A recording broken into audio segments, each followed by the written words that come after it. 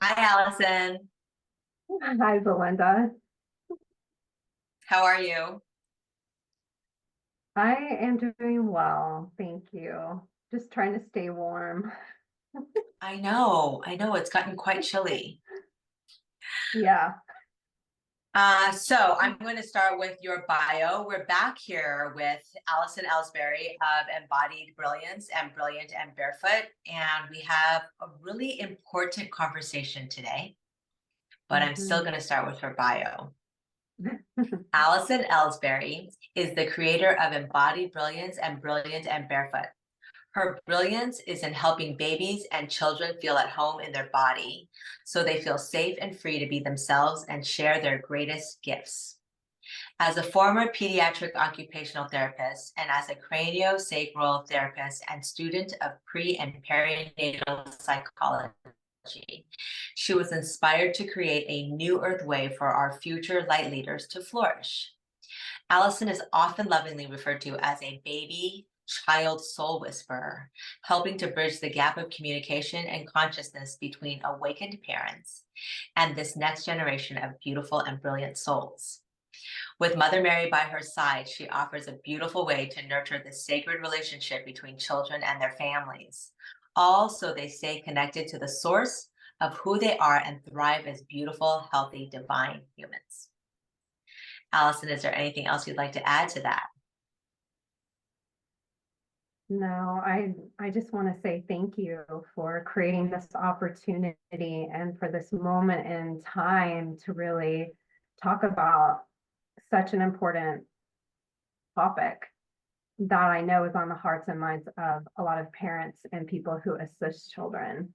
And I think that the only thing I would want to add as we dive into this is, you know, I really hope that what we talk about and share here today is that what comes through essentially is going to be empowering and helpful for parents to really think about labels and diagnoses around children in a different way, and that this is a perspective to shed light on some truth.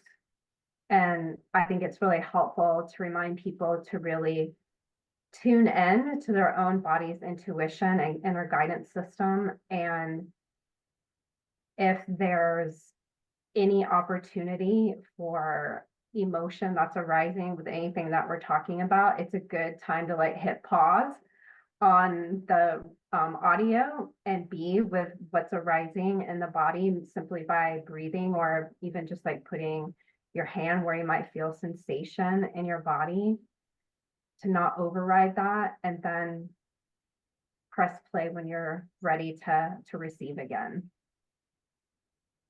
Yes, very, very important words to share. And also, I might add that if you are listening to this conversation that Allison and I are having, and you have a child that's been labeled at all with any kind of label, or you yourself, are labeling yourself, maybe have a journal nearby Mm. so that when you press pause, you can feel the feelings in your body and also journal. Yeah, that's great. Yeah. All right, so we're having this conversation today because we recognize that parents have amazing opportunities to break free from any systems that tell you who you are, who your child is, and might insinuate that there's something wrong with them. Mm-hmm. For Allison, having spent over 2 decades as an occupational therapist, she experienced firsthand the psychology of a label, which is why I've invited her in for this conversation. As an occupational therapist, she began to see how the system, the medical and educational industrial complexes, monetize the biology of our children and play on our very psyches under the guise of professionalism. A doctor, a teacher, a specialist. In our conversation today, we will peel back some of the layers of this mechanism of disempowerment. Well said. All right, Allison, take it Yeah. away. Gosh, there's the first thing I really want to say about just even the title of what we're talking about, the psychology of a label, is a really big topic. And so I know that it's both of our intention to keep it as simple as possible. And I think a beautiful place to actually really begin is talking about, what even is a label, a diagnosis, and why someone would want to consider maybe not sticking to that label or diagnoses, and like really understanding how a label or diagnosis impacts the health and well-being of your child on all aspects of their being, plus also the psyche of you as a parent, and how that is impacting the relational field between the two of you. I feel like the easiest place to start is to really talk about how, as humans, when we come into this existence, we always have the opportunity for choice. And we live in a very consent-based reality on this earth plane, which means we can say yes or no to things, which also means awakening to the remembrance and the understanding that we live in a world where there are certain programs and stories and thoughts and beliefs that are constantly running. It's almost like a movie, right? Being projected out through our own perceptual lens and creating that reality. Why this is so important to understand when it comes to children and what they're experiencing in their own bodily form, and how they're experiencing everyday human life, and how they're traversing their life path. The reason this is so important is because we need to understand how this is actually working on the psychosomatic, the social emotional, and the physical level, not to mention all the other multidimensional aspects of what that child might actually really be experiencing. So if we really think about a label or a diagnosis as a matrix, so a matrix is a web of energy that exists between our body, our energy field, and something else, like a system or a structure. So you've probably heard the term medical matrix, or the educational system, or the healthcare matrix. A matrix beyond that web of energy is something that actually has programs, thoughts, beliefs, energy that's running through it. And when we come into the body, we have an opportunity to plug into different matrices, right? In our earthly experience as a soul, and figure out, okay, what experience do I want to have? What do I want to say yes to? What do I want to say no to? Now, when we are, well, I guess I would, let me back up and say, it's important to also remember that where we originate from before we come into this earthly experience and choose to have what experiences we're having, is to remember that every child is a love story that has a destiny to experience and a certain mission to fulfill. And when we come into form, soul into body, spirit into matter, light into form, there's something quite spectacular that happens. That condensing of energy, when we take form into a body, we can also call that coming into biological consciousness. Okay. When our light takes form and comes into biological consciousness as a human, we are actually meant to stay connected to nature, to the divine, to our soul, our light, and hopefully have healthy relationships around us that reflect back to us the true divine nature, the true biological nature of who we are. That's why nature is such an important aspect to a child's early development, because Mother Nature, Mama Gaia, the earth, is reflecting back to us those codes of belonging, of nurturing our true biorhythms, something that can reflect back true biological consciousness that we chose to come into. Now, where it gets really interesting is when we come into form and we're in that biological consciousness, we have the opportunity to have experiences where we plug into different matrices, programs, different wounds that we are experiencing in order to evolve forward. So that's where the matrix part of what I was talking about really comes in. So when we look at a label or a diagnosis, you can think of a label as literally like what's in your clothing, like at the back of your sweater or jacket or shirt or pants. It's something that is attached to a piece of fabric that someone decides, I'm just going to sew this on there. Chances are even probably has the size it is, the brand it is, the instructions of how to take care of it. That's very similar to how the energetic psychology or the somatic imprint of how labels work in our body's technology and in our auric field. Diagnoses do the same thing. Now, the interesting thing about labels and diagnoses is that they have certain frequencies, certain programs, certain textures and beliefs and thoughts that run with them. So when they get projected into our field through someone giving a diagnosis or a label, that energy has the opportunity to merge and come in to our existence, to our experience, and actually like stick, like much like a label would, whether it's sewn in or whether it's like stuck on.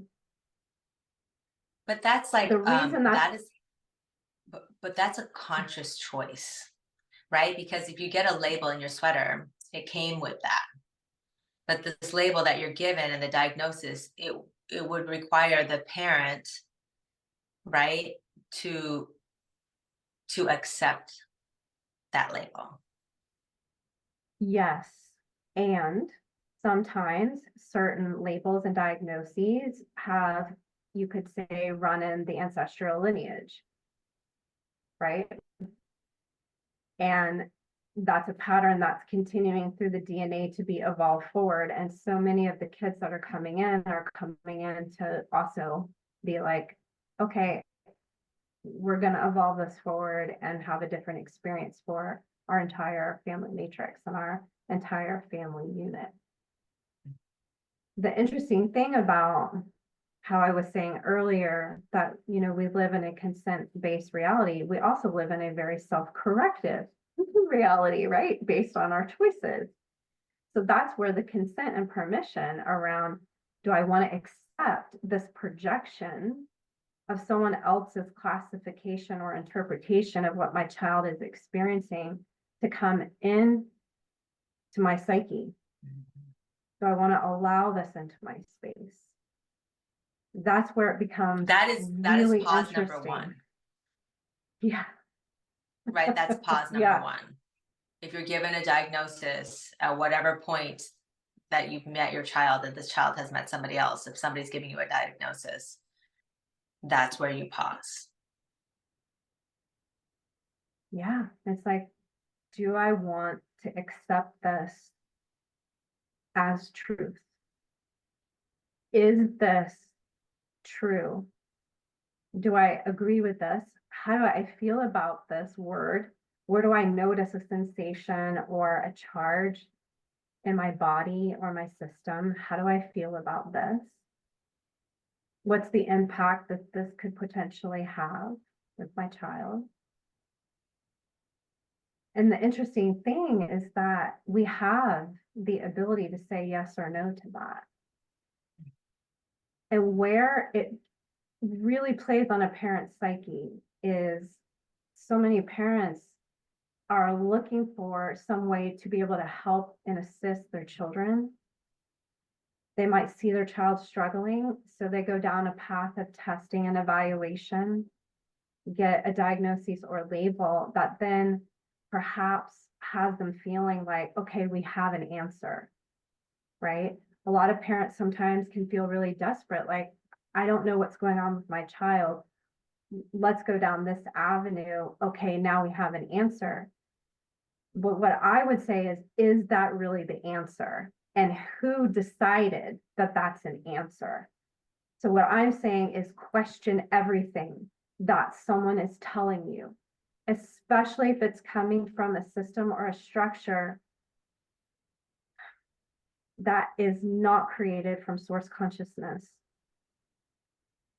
that isn't created with the true intention of helping your child. Now, I'm not saying that a medical professional or someone who has an ability to give or share a diagnosis or label isn't well intended. They may not be awake to the role that they're playing in that system, but their energy is still plugged into the system that says, okay, this is what's going on with your child. We're going to tell you that this is what it is, and then these are the next steps. The whole way that that system continues on a loop and the way that it continues to exist on the planet is that it plays on the psychological part of human nature that says, oh, I think I need this to survive. I think I need this to get well. When in fact, that system is not actually supporting the true connection between a child's body and their divinity as one and the same thing. Most medical systems and healthcare systems, educational systems, any system is still operating from that separation of body and soul, light and form. They're not seeing it as one and the same. Well, and essentially what it does is also it prevents the connection between parent and child, right? Exactly. Because you kind of have to take that moment where it's kind of interesting because a parent will see something, sense something wrong, because that's what we do is we criticize everything, and then we want to look for answers. And then you go to a health care professional or whatever professional, and their job is to give you the answers. So they give you the answer, but that's not necessarily the right answer. And I just recently was watching a video by, I forget his name, Barry Neil Kaufman's son.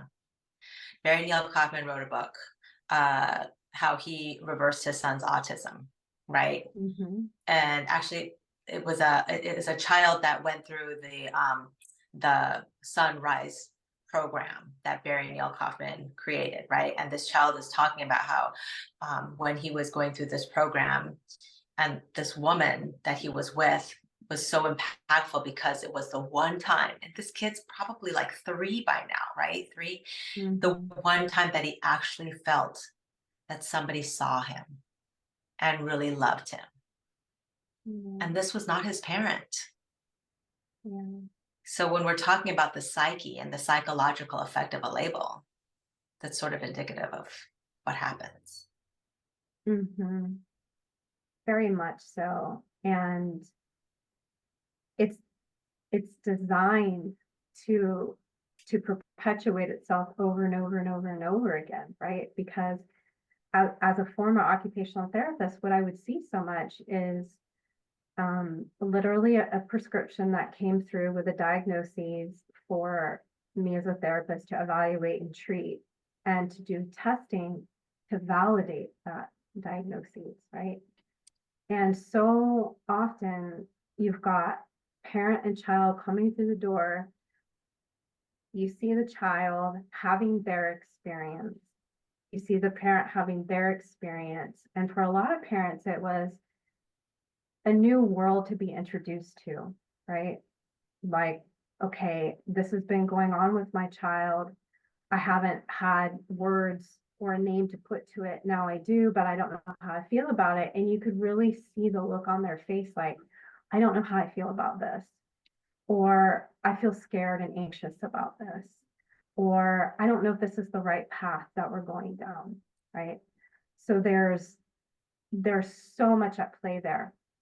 But what I would also see is when a parent would unknowingly, unconsciously go ahead and consent or accept that diagnosis because they truly thought they were unconditionally helping the child, right? Like they just want to do their best. They didn't know anything different. That's what they thought they were supposed to be doing because that's what they're fed, that's what they're trained and educated to do, right? In the mainstream society of parenting.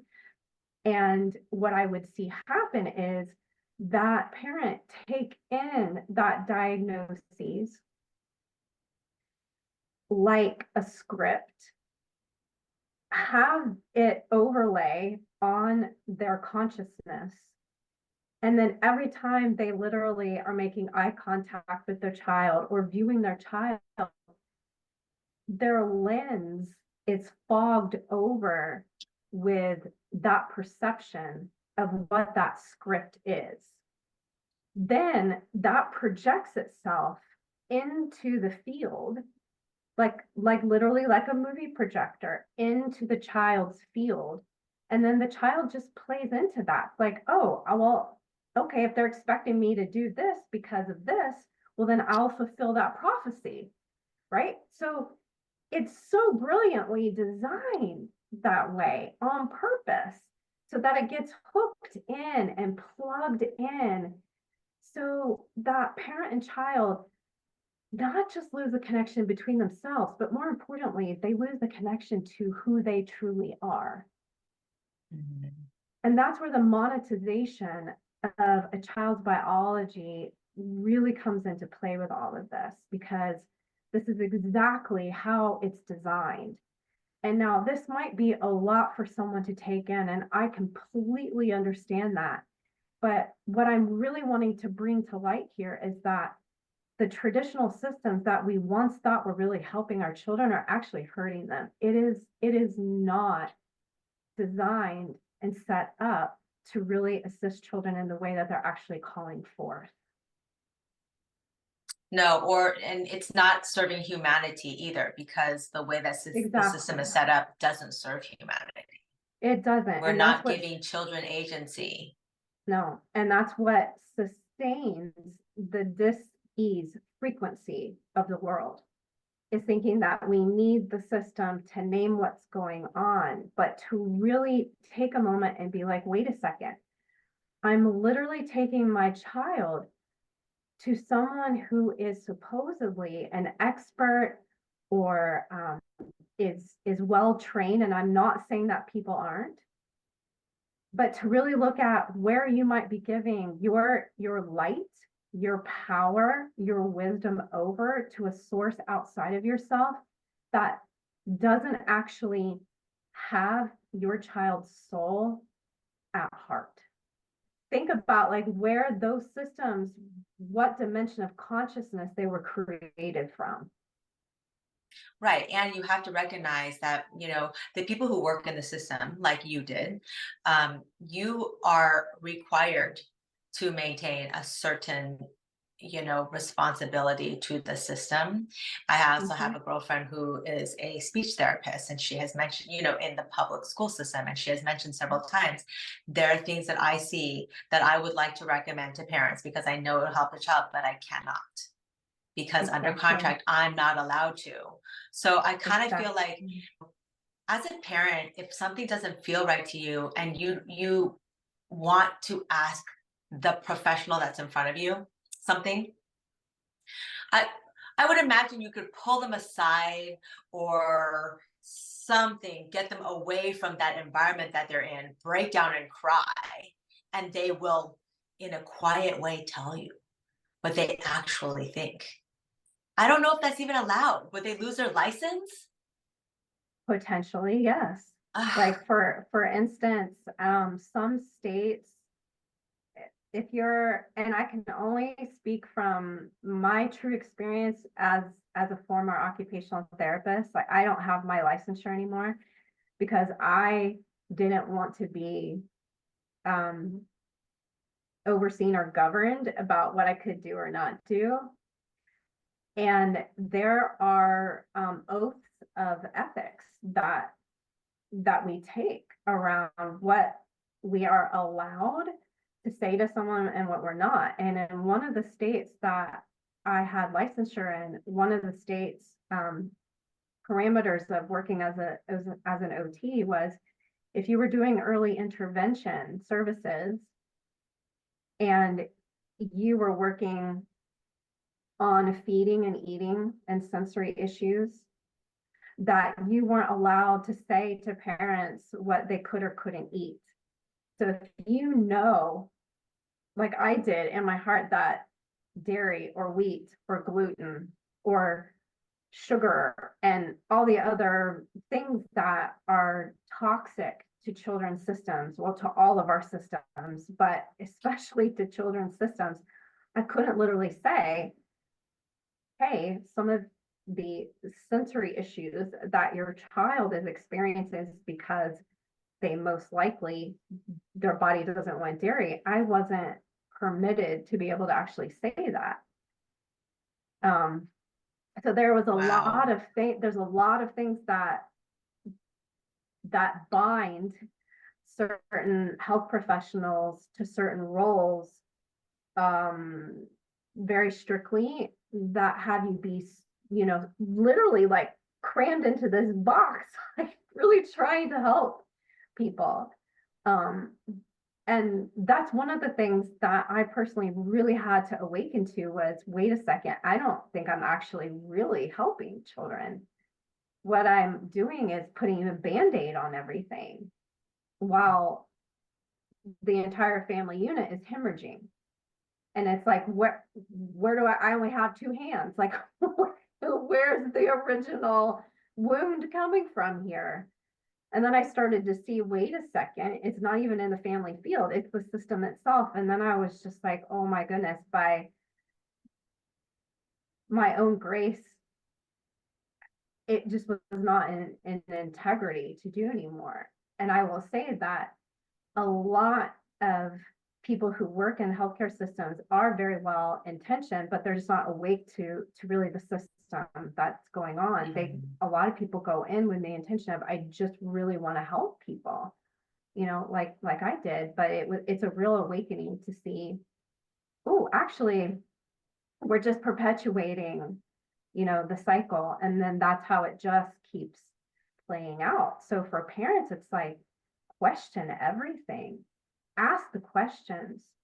Please don't give all of your power and your own expertise over and away to someone else, especially if they are trying to name something that your child is, or put a word to it.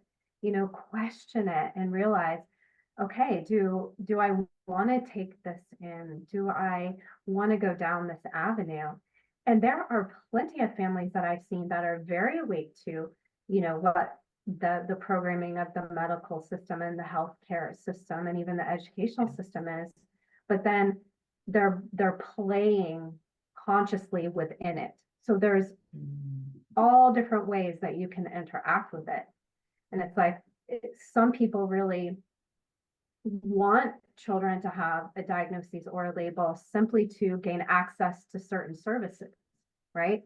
So there's ways to like even use the system to their advantage. And it's just every family has to choose what's really right for them. But the purpose of this conversation today is to like really bring light to, hey, the system isn't really designed to be empowering and assisting your children and staying connected to the source of who they are. It's doing the exact opposite. And here's what happens when a label or diagnosis is given, to like really give that perspective of this is how it's working in your psyche, this is how it works between the relational field between you and your child, and this is how it impacts your child. Because the other piece to mention here too, Belinda, is it can be very seductive and attractive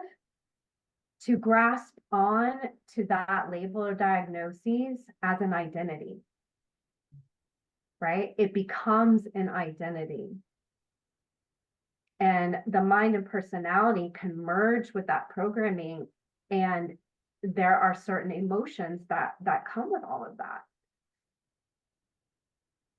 And that's where it can also get really, really tricky. And it just feels so good to say that I can see where, well, let me see how I actually really want to word this.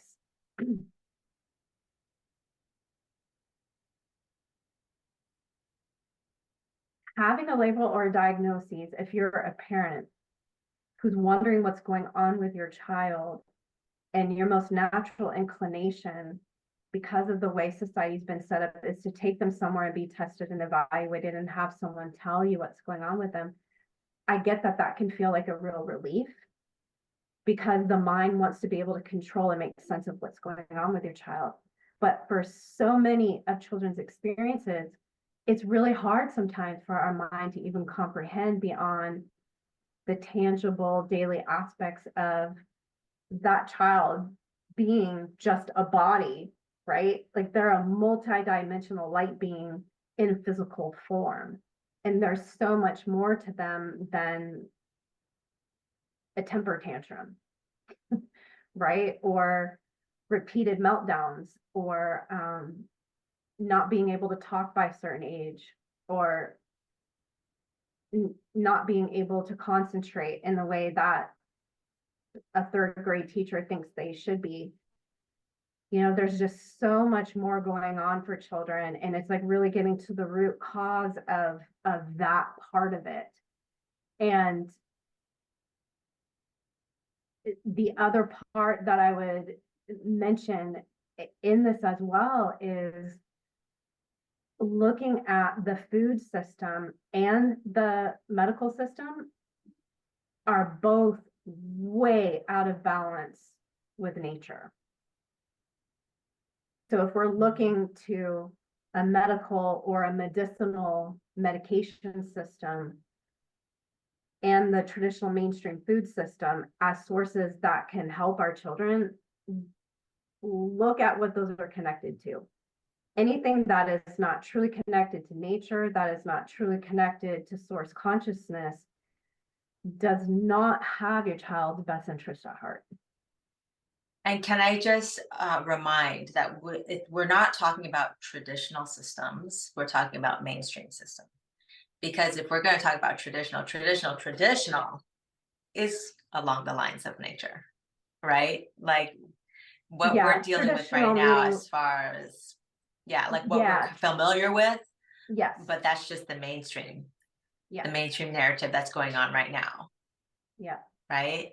And then I want to go back to when you're talking about, it might feel comfortable for a parent that sees maybe their child is a little bit different from other children, in the neighborhood or whatever, and that it feels comfortable to get that label and to have a path to step on. But I recently just I put up a testimonial, with a mother that I interviewed who she had the label and it didn't feel right because of all the hoops she had to jump through and all the things and all the medications and the specialists that you have to see. At some point, you start to feel like you're flailing because the system doesn't actually have answers for you. They just kind of ping pong you all over the place, and you're essentially taking your child along on that ride. And you can jump off at any time, because that's the thing. That's the part about you, talking about connecting with your body, right? Because when you start feeling uncomfortable in your body because of the stress that the system has put you through with the label, hit the pause button Key again. indicator. Yeah, that's a key indicator. Yeah, jump off, jump off. You might feel like you don't have the answers, but when you put that thought train in action, because our thoughts create our reality. And this monetization of your child's biology is a system that was put into place because they know that our thoughts create our reality. And that's what we're participating to and consenting to when we accept this label and continue to perpetuate it.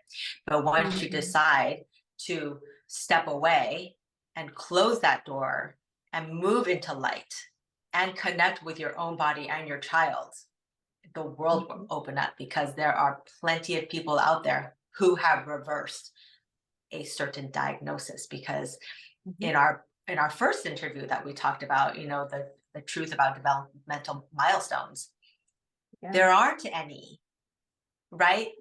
The mainstream narrative is very age-based, right? And there's no one that says your child has to speak at a certain age, your child has to do this at a certain age.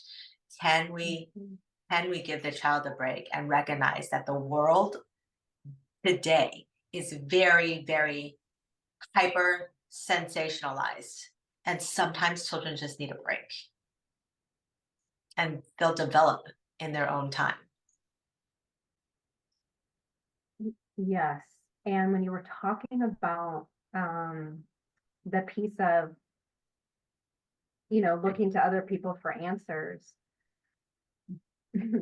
your child has all the answers about what's going on, but it's learning how to decode and decipher and like become fluent in that language, right?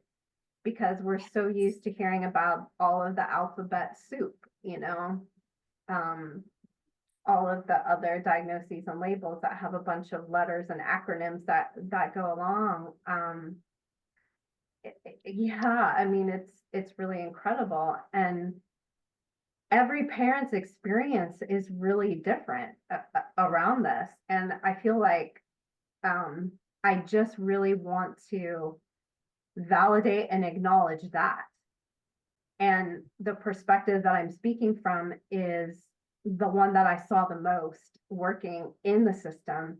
Was parents sometimes would feel very relieved that they found an answer, because there's a part of them that's so desperate to help their child. But what they don't realize is that they might have just given their power away or consented to something that isn't actually going to really truly be helping their child. And the one thing that children have taught me the most is that anything that they're experiencing, no matter what it is, they can be loved back into vitality. I love that. So that's so powerful. Being loved back into vitality and health and radiance and wellness, for them to remember, for all of us really, to truly remember that our body is the most amazing self-healing, it has the most amazing self-healing capacity. And if you look at most of the technologies on the planet, they're actually a mimic of what our own body knows how to already do, because we come into biological consciousness, and that biological consciousness is inherently and innately already connected to the earth and to nature and the divine. So it's about looking at how can we help our children keep that consciousness alive and well and vital. So when I'm saying love them back into vitality, it's about seeing them as they are made up of sound and water and light and magic and vibration, and all of that takes shape and form. And when we're able to nurture all of those elements, as we do when we look at nature, health is inevitable. Now, it also means unpacking and exploring some of the ancestral lineage pieces that might be playing out in a child's DNA, might be playing out in the family history, might be playing out in the family dynamic as well. Yeah. So it's not just one thing. It's often a magical mixture and combination, of things. Of course, we're multidimensional beings. So there's everything that participates in all of it. 100%. And, the other thing that I've seen time and time again as well is when parents take the moment, as you so beautifully said, like, wait a second, pause before moving forward on anything and reflect for a second. When they give themselves that space and they're able to reconnect with, maybe this isn't who my child really is. And if this isn't who they are, who are they really? And when they can really deeply remember on that body level through sensation, not just cognitively or mentally, but really take a step back and see their child as, what if there's actually nothing really wrong with my child? That perceptual shift can change a whole lot. Like how you see your child, where your energy is flowing with your attention can change everything. Because if you're no longer projecting into your child's space what a system might have projected into yours, and then you're no longer transferring that, you're saying, no, I'm not gonna go down that route. That clears the space in your relational field and opens the door to more healing that naturally and organically happens without people feeling like they have to actually really do something. Yeah. And I get that there's a lot of belief and emotional work that sometimes really needs to happen for a lot of parents to work through as well to get there, to get to that point. And I'm not overriding or undermining that either. This is a huge topic and there's so many different avenues we can go down, but I'm just trying to give like a more generalized, place to start this conversation. Yeah. Yeah. I mean, if anything, this is why I brought Allison on for this conversation, because if you are a parent that's feeling a little discombobulated, you can call Allison and she can offer you, a lifeline. She's one. She's one of several. She's one that I have access to. I was just about to say, I'm here to assist children and their families in this way. And, if people resonate with other practitioners, that's great too. The main thing is that you find someone who's connected into source consciousness and who can really see the truth of your child when you're needing help in doing that yourself, right? Like someone who can really hold that true reflection back to you and be that messenger, that mediator, or help bridge that gap of communication and consciousness that's going on with you and your child, and help you like really explore things. Because the other thing is that if your child has already been labeled and you've already been down a certain path, some parents are like, well, how do I back up and get out of this? And sometimes that takes exploring what your relationship to that label or diagnosis is. Like, how is that serving you? Like there's a lot to unpack in the psyche and psychosomatic wise. Yeah. And also what, the other mother that I just did a testimonial with was saying was, you know, when she decided that this was not the path for her, the mainstream path, the first thing she did was called up her inner circle and said, I am not walking this path anymore. I am not referring to my son as blah, blah, blah. He is vivacious. He is, you know, intelligent. He is blah, blah, blah. And she just basically told them, like, those are not my words for him anymore. I'm getting rid of all the negative vocabulary and I'm only putting in positive. And since that day, all she's seen is him thrive. You know, so even if you have even if you yourself, because I meet so many people that are like, oh, but I have ADHD. Like, you could very well just say, I mean, I think at this point, maybe people who have ADHD and they're in their 30s, they probably just own it. But when you have a child who somebody has called ADHD diagnosed, you know, you could just say, no, that child is just spirited and that child likes to move around. Maybe we change his environment. And just not allow those words. You know, words matter. Yeah. Absolutely. There's so much power in words because children's first language is energy. Our first language is energy. And coming into this human experience, we learn to assign words to express ourselves, right? But certain words carry certain frequencies, and children are brilliant and masterful at seeing, feeling, sensing, knowing, believing the energy that's behind the words. And that's what they're feeling the most.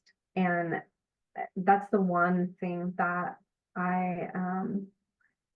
if I could like have a megaphone and broadcast it far and wide, it would be like, you know, how you think about your child and how you perceive them, and it is everything. Like, that has so much power because, like, how I was explaining how it works, your perceptual lens of how you're viewing your child, the glasses, the eyes that you see them through and with can make a difference.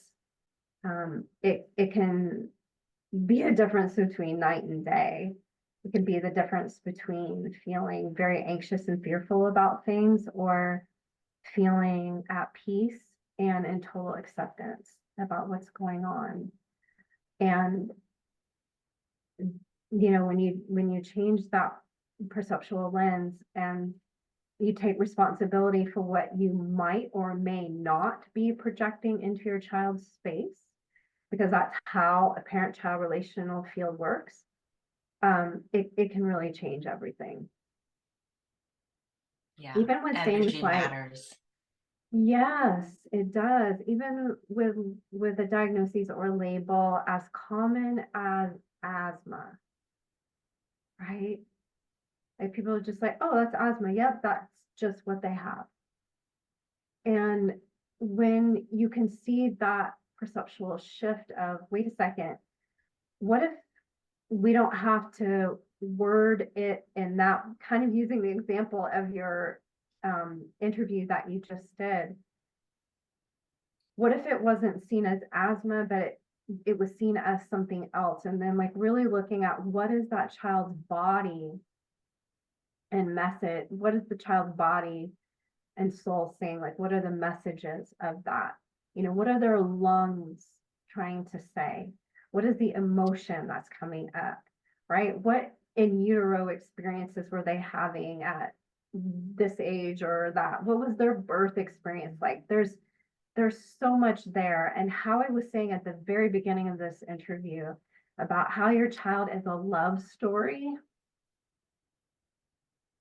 their body is the book, right? And their soul is the narrator. And a lot of the things that they are experiencing is the language that, as a parent, you have the privilege and the honor and the joy and sometimes the annoyance of getting to know, right?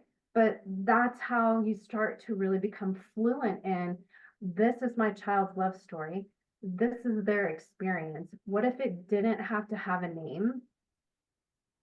What if it's just this experience that they're having? What is their body trying to show us? What do they need? That is And how can I so provide that? beautiful. That's so beautiful and daunting, because Mhm. I'm imagining, yes, I understand. I totally understand not labeling something and calling it that, because you're also just dropping that hat, and they're going to have it forever, instead of Mhm. noticing that it is just an experience. But as an individual that has grown up not connected with our bodies, let's Yeah. say, and our child is showing symptoms of asthma, how do we even Mhm. meditate on that? Like, how do we feel confident that we're going to hear the messages in that Mhm. experience? Mhm. Great question. Sometimes it's just simply asking the question to your higher connection, your higher self, your team of non-physical beings that are here to help you. And just saying, even though I know that I've been given this perception about my child, this diagnosis or label, what if it wasn't true? Show me what else is possible.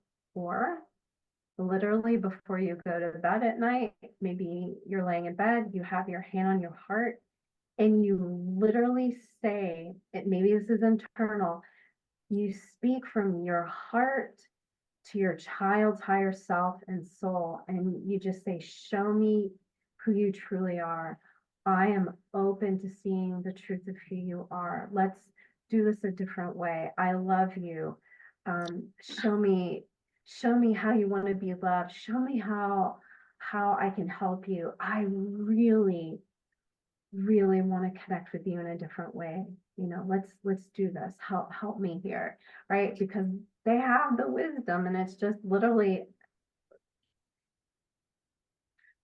if you want to pick up a book, look at your child. That's what I'm saying, right? Like it's such an inclination of human nature, right? If something's going wrong in our experience, we want to refer to a book and look at it and look it up and read the definition and the Right. diagnosis and definition of something, and like consume the information.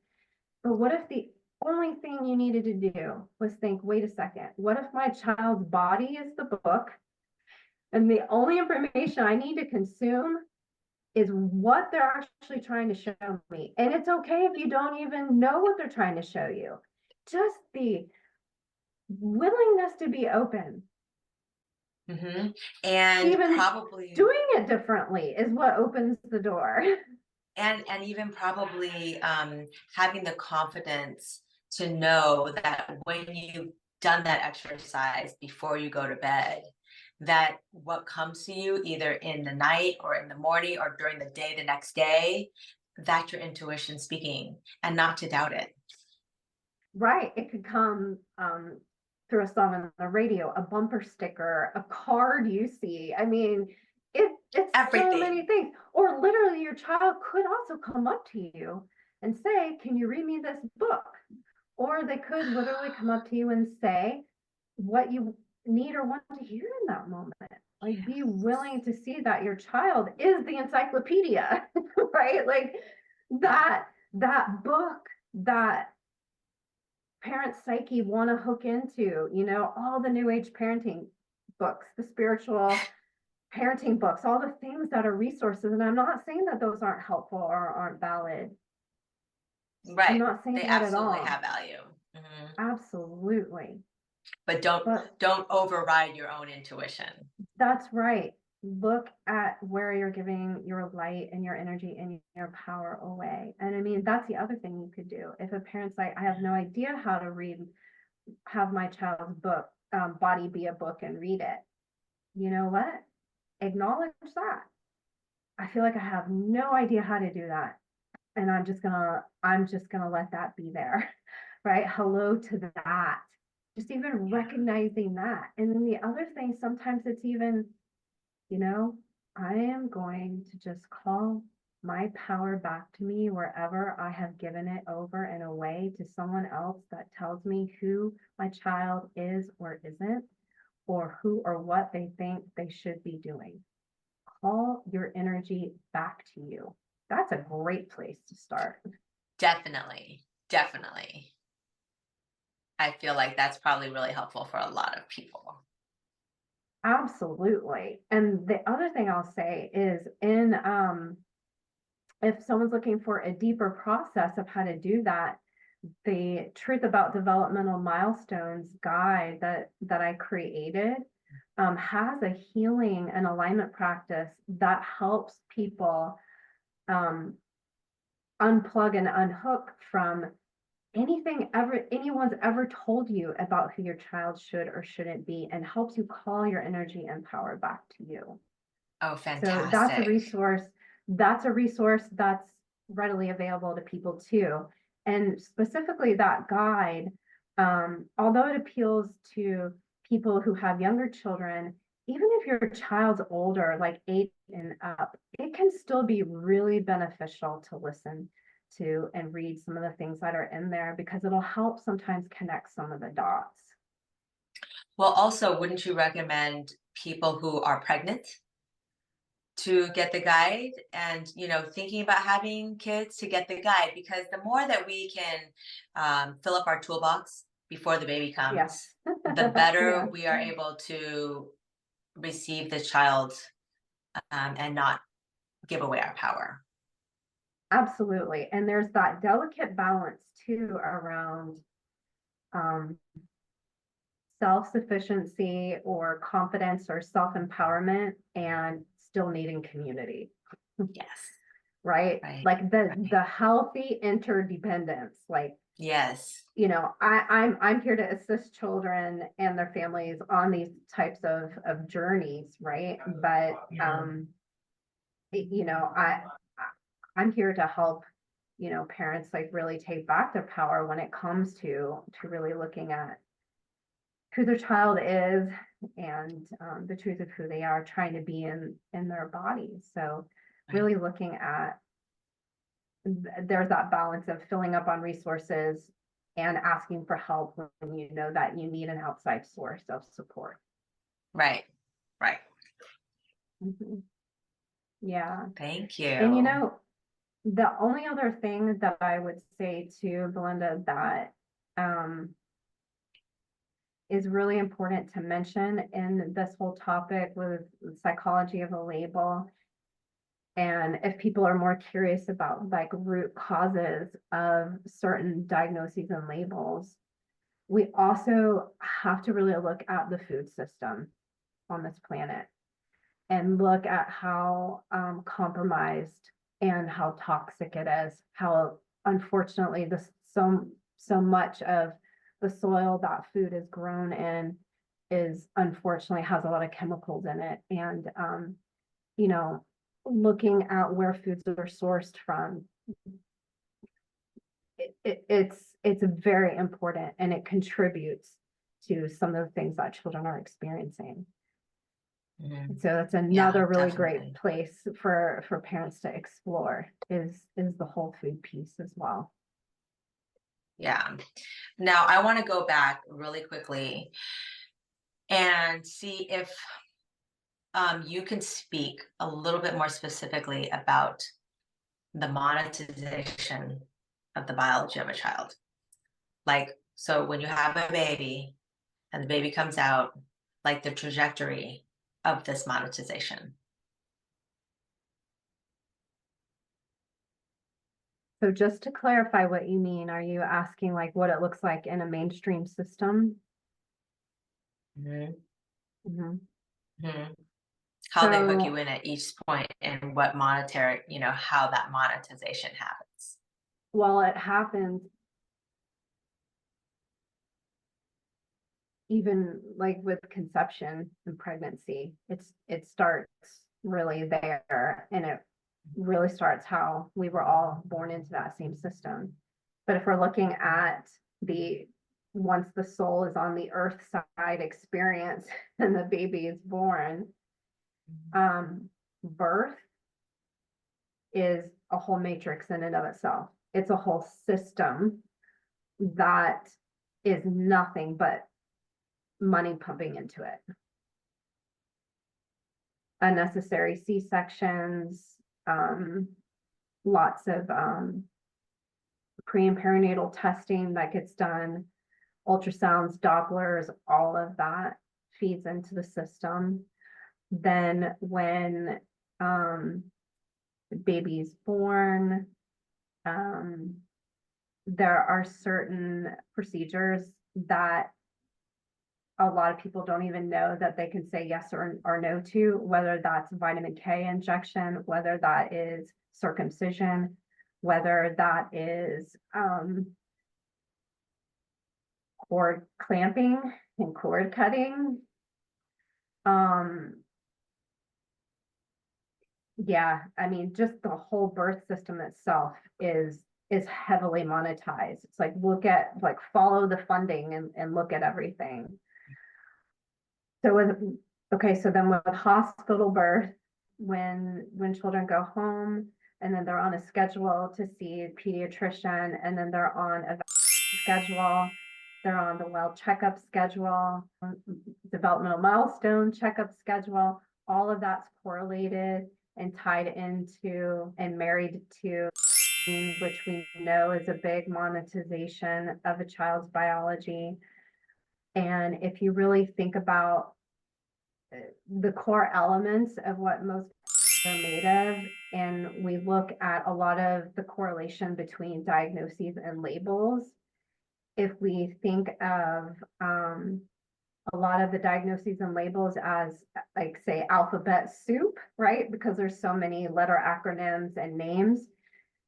If we look at what makes a good soup, literally, it's like a really hearty broth, right? Like that's what gives the main flavor of what's in the soup.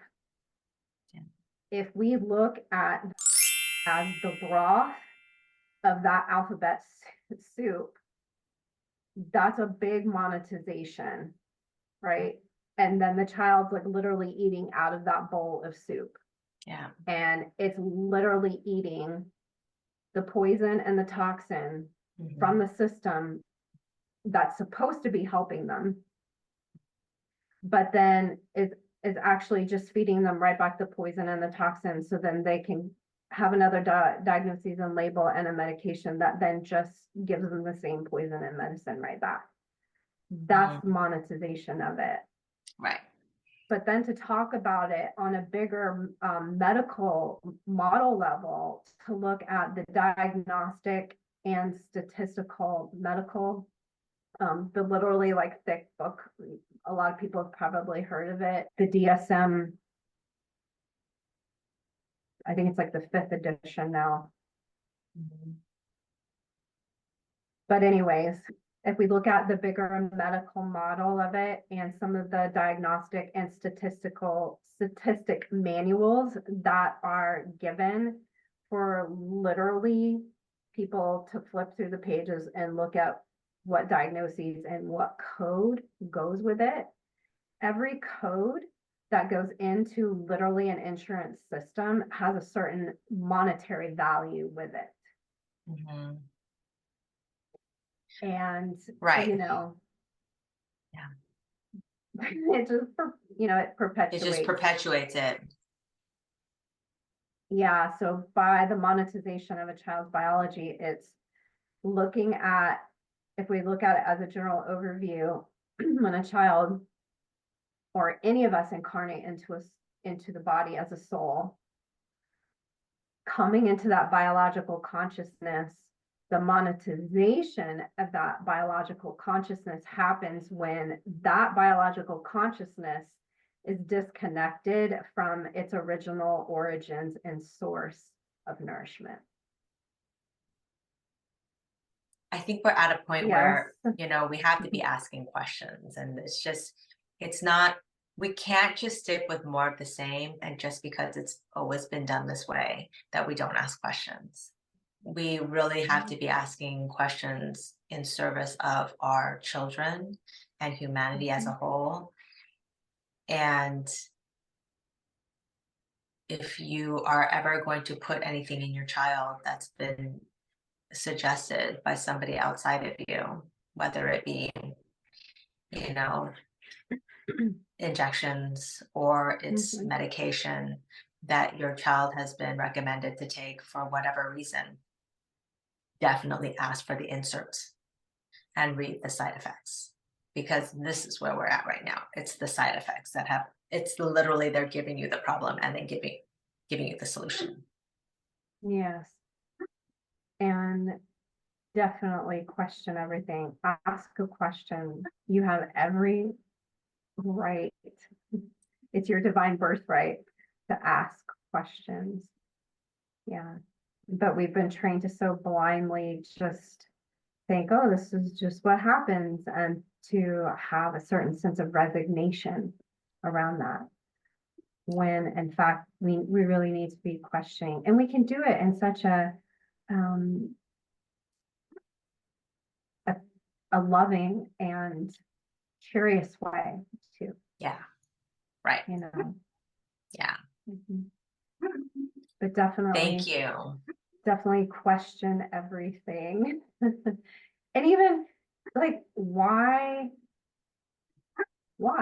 what's the reasoning behind that? Can you tell me more about that?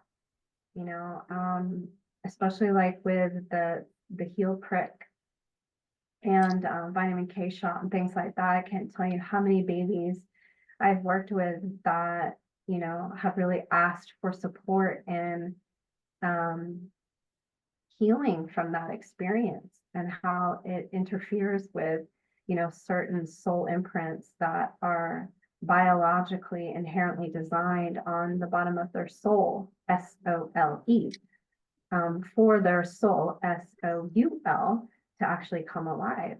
Like there's a reason for a lot of things that happen. So to really ask, you know, why is that being done? And then decide, do I want to do this? Do I want to consent and say yes to this or not? Yeah. And there's always recovery when you have love. You know, it's for those parents that are listening to this that already have a kid and you've already done everything, all the shots, all the blah, blah, blah, blah. It's okay too. You know, there's always repair. It is. It is. Yeah, absolutely. And I have every faith in children's abilities to restore the biological consciousness and the divine integrity of who they are in physical form in miraculous capacity. I've seen it many times. Yeah, in our children and in ourselves. Mhm, mhm.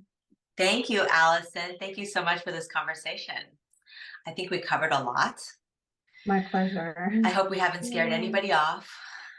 I hope people still stick with us. Well, and it's okay if they do. Anything else you'd like to add?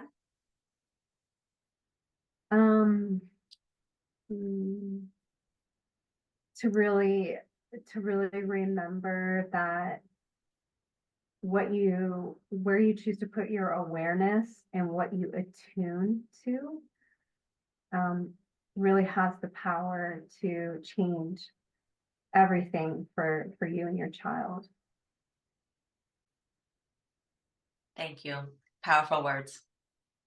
Mhm. All right, I will talk to you soon. Sounds good, Belinda. And thank you for everyone that has listened to this interview. And yeah, Yeah. Thank you. Thank you for your time. yeah.